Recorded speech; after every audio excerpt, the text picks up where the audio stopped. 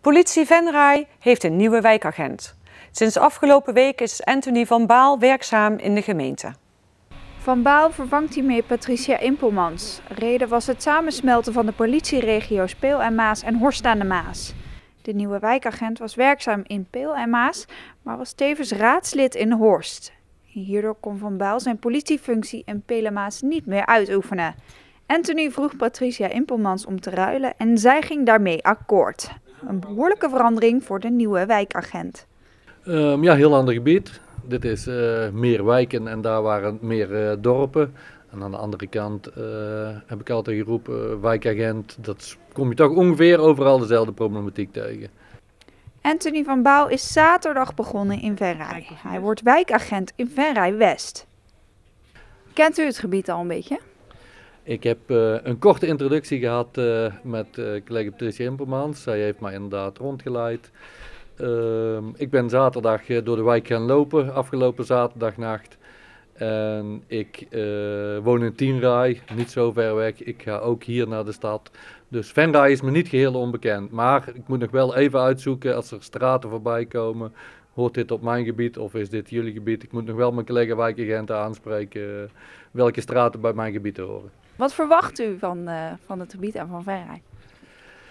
Ja, ik verwacht een proactieve houding zo meteen van mijn burgers. Wij zijn tegelijkertijd eigenlijk met mijn begin starten wij ook in Venray West met wijkteams, net als ze al in Landweert hebben.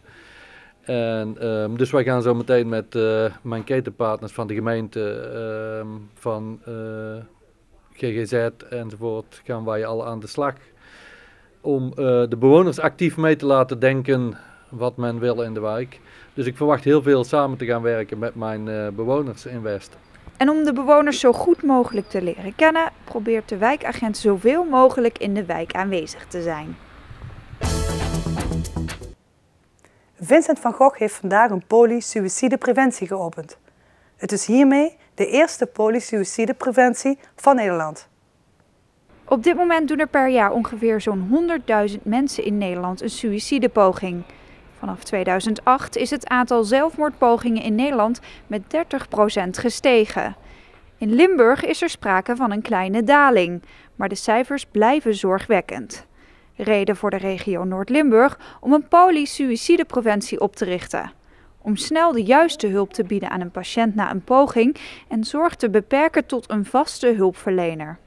Eerder was het zo dat als mensen op de eerste hulp terechtkwamen, dat ze vaak eenmalig gezien werden om in te schatten, moet er zorg komen, ja of nee. En dan was er weinig nazorg en ook geen integrale behandeling. Mensen gingen vaak van hulpverlener naar hulpverlener totdat ze op de juiste plek terechtkwamen waar ze hun hulp kregen. En wat wij willen doen is dat bij het eerste loket, dus waar mensen eerst terechtkomen, dat ze daar meteen toeleiden tot de poli en dat we de eerste behandeling in eigen hand houden met vaste mensen.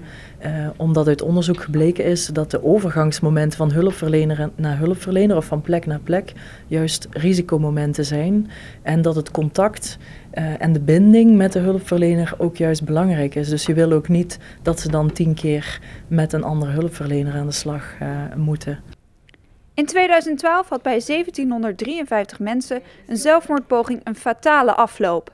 Uit cijfers blijkt dat vrouwen vaker een poging doen. Daartegenover staat echter dat dubbel zoveel mannen daadwerkelijk aan zelfmoord overlijden. De veronderstelling is dat dit enigszins cultureel te verklaren is. Vrouwen praten wat makkelijker, zijn sneller geneigd anderen in te schakelen als hun zaken dwars zitten. Dus ook hulpverleners, mannen. Zijn vaker introvert of minder geneigd om hulp te vragen. Dat is niet des man eigen cultureel gezien. Anderzijds zijn de pogingen die mannen doen agressiever van aard dan vrouwen. Vrouwen doen vaker auto-intoxicaties, dus te veel pillen innemen. Terwijl mannen eerder zullen kiezen voor een wat agressievere suïcidepoging. En dus is je kans dat die slaagt ook wat hoger. Psychiater Chloe Bolle gaat samen met 2 sociaal-psychiatrisch verpleegkundigen gestalte aan de poli geven. Met de patiënt en naaste omgeving wordt een veiligheidsplan opgesteld en de onderliggende oorzaak verder behandeld. Eventueel met hulp van andere instanties zoals maatschappelijk werk. En die behandeling is hard nodig, want maar liefst 40% van de mensen die een suïcidepoging hebben gepleegd, doen opnieuw een poging. Een groot aantal, maar psychiater Bolle denkt dat dit percentage met goede hulp te verlagen is. Het heeft zeker zin, want het is vaak zo dat mensen die suïcidaal zijn, wanhopig zijn, geen oplossing zien en niet meer helder de zaak op een rij kunnen zetten. En als ze hulp accepteren, dan is er wel degelijk wat te doen om hun te ondersteunen, om daar weer meer grip op te krijgen en te kijken wat ze er nog wel aan kunnen doen. En ook te zorgen dat ze in contact blijven met hun naasten, maar ook met de hulpverlening. De poli-suïcidepreventie is bedoeld voor de regio Noord-Limburg, dus ook voor mensen uit Venray. De poli bevindt zich in het regionaal centrum Venlo. Op de Petrus Bandenschool werd vandaag de voorleeskampioen van de school gekozen. Uit de selectie koos de jury Meerte Bosma als winnaar. In totaal deden 10 finalisten uit groep 4 tot en met 8 van de basisschool mee. Per klas waren er 2 deelnemers. Alle leerlingen van de school luisterden aandachtig naar hun klasgenoten die een stukje voorlazen uit het boek dat zij zelf hadden uitgekozen. De bel gaat. Ik doe me open, zegt Stef en ik ren naar de gang. Voor de deur staat Femke met haar vader. Ze ziet er slecht uit en haar ogen zijn rood van het huilen. Stef weet waarvoor ons komen. Kom gauw binnen, zegt hij bijna opgewekt. De jury, bestaande uit een oud-winnares van de voorleeswedstrijd, de directeur van de school en burgemeester Hans Gielissen, moest na alle optredens bepalen wie de uiteindelijke schoolkampioen werd. Zij stonden voor een moeilijke keuze. Ja, er hebben 10 kinderen meegedaan. Allemaal heel goed gedaan, ook heel dapper. Want ga maar op zo'n stoel zitten en er zitten 300 kinderen mee te luisteren. En een jury, dus dat was heel spannend voor al die kinderen. Maar dat wordt heel erg goed gedaan. Ja, het is een beetje, dat zeggen alle juryleden, maar in dit geval is het ook wel echt waar. Het was heel erg moeilijk, ja. Waar let u op bij uw keuze? Nou, het begint eigenlijk al bij de manier waarop de kindertjes opkomen. Hè. Of ze lachen of wat ze uitstralen. Dus dat vind ik heel erg belangrijk. En ook belangrijk is of ze het lekker rustig kunnen brengen. En dat deden ze alle 10. Toch moest er uiteindelijk 1 kampioen worden gekozen. En dat werd Meerte Bosma uit groep 7. De eerste prijs, kindertjes. De eerste prijs. Spannend, hè? We hebben er als jury ook lang over gepraat. De eerste prijs gaat naar Meerte Bosma. Zij had volgens de jury het allerbeste voorgelezen uit het boek. Gefeliciteerd, je bent voorleeskampioen van jouw school geworden. Had je het verwacht? Nou, eigenlijk niet. Hoe ging het voorlezen? Nou, ik vond zelf dat het wel goed ging. Waar heb je uit voorgelezen? Uit een boek van Jacques Vriends, het 8e groepje tegen het soepie. Waar gaat dat boek over? Dat groep 8 de baas op school wil zijn en dan gaat groep 7 eens flink dwarsbomen. Alleen groep 7 wil dat niet en dan gaat hij terug pesten of plagen. En nu ga je dadelijk naar de finale in Venray. Hoe vind je dat? Dat is heel spannend. Hoe ga je je daarop voorbereiden? Dat weet ik niet. Meerte gaat nu samen met de andere voorleeskampioenen uit Venray de strijd aan in het voorleeskampioenschap op 15 februari. Daarna volgen ook de finales van de Kerkdorpen en Horst. Uit deze 3 finales wordt een winnaar gekozen die meedoet aan de regionale wedstrijd in Noord-Limburg. De betere laaier aan doen. Met een plastic broekje. Ik zei weer wat tegen haar aan toe. Meester Vonk schudde zijn hoofd en zei treurig. Wat zijn we weer geestig vandaan. En toen... Bij basisschool Estafette in Venray werden vrijdagmiddag de fietsen van 29 kinderen van de groep 8 gecontroleerd. In het kader van de landelijke actie Ik wil je zien was er vooral aandacht voor de fietsverlichting. Estafette neemt al jaren deel aan de ANWB-actie Lightwise, waarin op basisscholen aandacht wordt geschonken aan de fietsverlichting en de technische staat van de fiets. Zo wordt onder meer gekeken of de remmen en het stuur in orde zijn en de verlichting goed functioneert. Ook de politie hecht veel waarde aan een goede voorlichting op de scholen. Die is heel belangrijk voor de veiligheid, verkeersveiligheid. Momenteel hebben we slecht weer. Regen, heel veel regen. Vroege duisternis. Kinderen die of net sporten of weet ik wat, in ieder geval met de fiets op pad zijn naar school toe. In de vroege ochtend.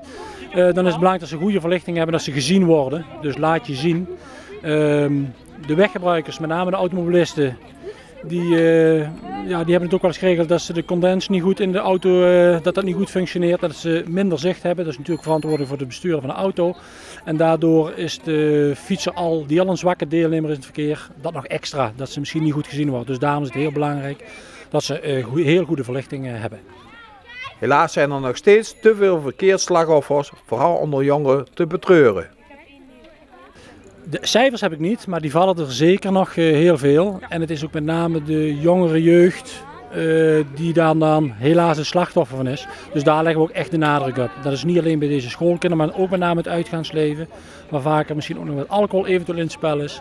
Dat we die doelgroepen extra willen belichten en aandacht willen vragen van denk aan je verlichting. Het is een kleine moeite. We hebben liever dat we je aanspreken dat de verlichting niet goed is en dat we naar je ouders moeten gaan dat er iets gebeurd is. Dus op die manier proberen we daar aandacht aan te besteden. De kinderen kregen de kans om zelf te sleutelen en hun fiets weer in orde te maken. Stuur, remmen, banden, verlichting. Er was in ieder geval van alles mis aan de fietsen van de kinderen. Ik zag dat jouw stuur helemaal los had. Vind je dat niet gevaarlijk? Ja, ik vind dat echt wel gevaarlijk. En wat ga je eraan doen? Ik moet het maken thuis en ik heb thuis heb ik een openingsslot ding en ga ik het laten maken met een sleutel. En wat was er nog meer mis met jouw fiets? Mijn lamp doet het niet en dan ga ik die morgen een lamp kopen bij Action. Wat was er mis met jouw fiets? Ja, mijn stuur, mijn voorlamp, mijn achterlamp, mijn achterband was lek en nou ga ik ze allemaal maken. Had je beter een nieuwe fiets kunnen kopen of niet? Ja, eigenlijk wel. Maar ik had mijn fiets misschien 5 maanden geleden gehaald. En die is weer kapot. Dus daarom wou ik geen nieuwe weer halen. Dus daarom besloot ik hem weer te maken. Oké. Vind je het niet onveilig als je fiets van alles aan de mes is? Ja, dat wel. Omdat ik ook 's avonds moet ik naar mijn voetbaltraining. Jongeren fietsen te vaak met een ondeugdelijke fiets naar school, hobby of sport. De politie benadrukt de rol van de ouders om hun kinderen met een veilige fiets op pad te laten gaan. Ik vind de eerste verantwoording van de kinderen natuurlijk, maar met name van de ouders, dat die zorg moeten dragen dat hun kinderen veilig naar school kunnen gaan, maar ook naar andere locaties, sport, evenementen, noem maar op. Dus je komt alle gebreken tegen, maar er zijn een heel paar belangrijke dat ze gezien worden. Dat vind ik een hele belangrijke. Vanuit het project Lightwise van de ANWB doet alleen basisschool Estafette mee. De politie spoort dan ook andere scholen aan om mee te doen. Dus bij deze oproep aan alle scholen van ga informeren bij Estafette hoe ze dat geregeld hebben. Er zijn allemaal vrijwilligers die dat doen, plus de leerkracht. En samen met de kinderen gaan hun zorgen dat de fietsen weer in orde zijn.